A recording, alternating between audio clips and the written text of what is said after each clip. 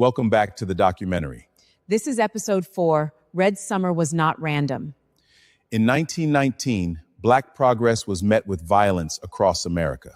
From East St. Louis to Chicago, this was not random chaos. It was organized backlash against Black movement, labor, and self-defense.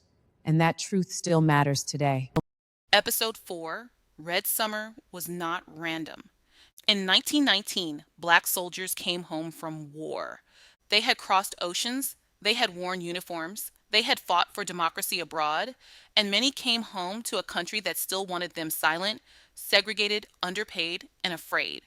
But something had changed. Black communities were moving. Black workers were migrating. Black newspapers were telling the truth. Black families were claiming public space. Black veterans were standing taller. That summer, white violence erupted across the country. It was called Red Summer, but it was not random. This is Interrupted Success. Episode 4, Red Summer was not random. In July 1917, Black workers in East St. Louis had come north carrying the hope of wages.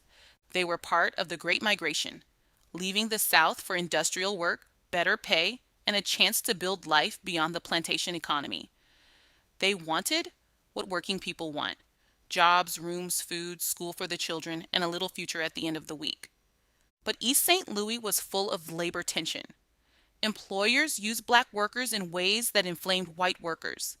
White workers, already anxious about wages and strikes, blamed Black migrants instead of the powerful employers manipulating the labor market. Then the violence came. White mobs attacked Black neighborhoods. Black men, women, and children were beaten, shot, and burned out of homes. People ran through streets that had become traps. Houses burned. Bodies fell. The promise of industrial opportunity turned into massacre. The story they tried to sell called it labor conflict or racial unrest. The truth shows employers exploited racial division, and white mobs turned economic anger into anti-Black terror. What was interrupted? Black industrial opportunity, Black migration dreams, Black labor mobility, Black family stability in the North. The massacre helped fuel national protest and warned Black America that leaving the South did not mean leaving racism behind. The Great Migration changed geography. It did not end danger. In July 1919, racial violence reached the nation's capital. Black Washingtonians had built neighborhoods, churches, businesses, newspapers, families, and civic life. Black veterans had returned from World War I with uniforms, memories, and expectations. They had fought for democracy abroad and came home to a city that still denied them dignity. White mobs formed after rumors and accusations. They attacked Black residents in the streets. But Washington did not unfold as a simple story of Black suffering. Black residents fought back. They defended homes, blocks, and one another. The capital city became a battlefield where white mobs learned that Black communities were no longer willing to be hunted quietly. The story they tried to sell emphasized rumors, crime, and unrest. The truth shows white mob violence targeted a growing, assertive Black urban community. Black self-defense was part of the story. What was interrupted?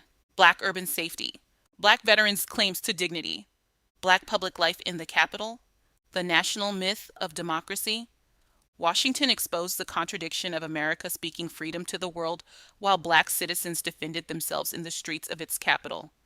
In Longview, Texas, the trouble was cotton and truth. Black farmers were challenging white economic control by selling cotton directly instead of relying on white brokers. That was not just business, that was independence. The Chicago Defender and Black journalism added another threat. Local violence and exploitation could no longer be hidden if Black newspapers carried the truth beyond town lines. White power depended on controlling both the market and the story.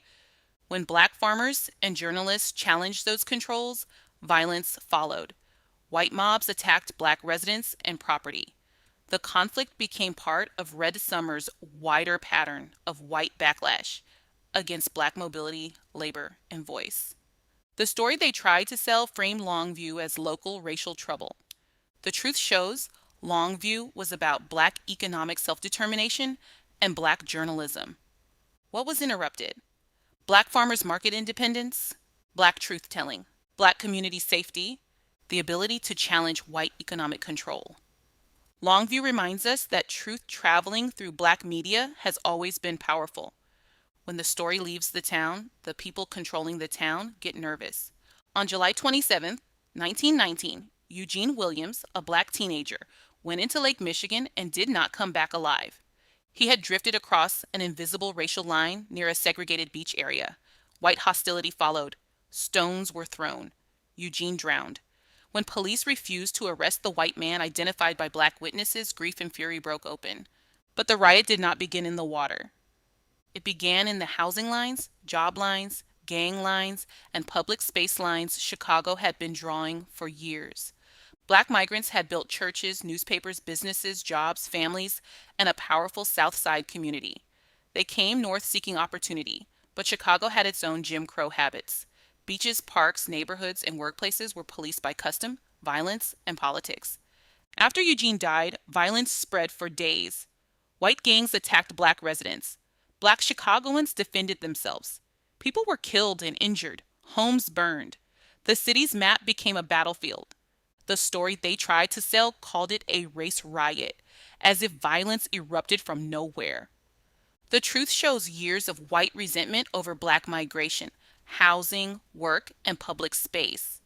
Eugene Williams' death revealed a system already loaded with danger. What was interrupted? Black migration hope, Black use of public space, Black neighborhood safety, the South Side's growing community life.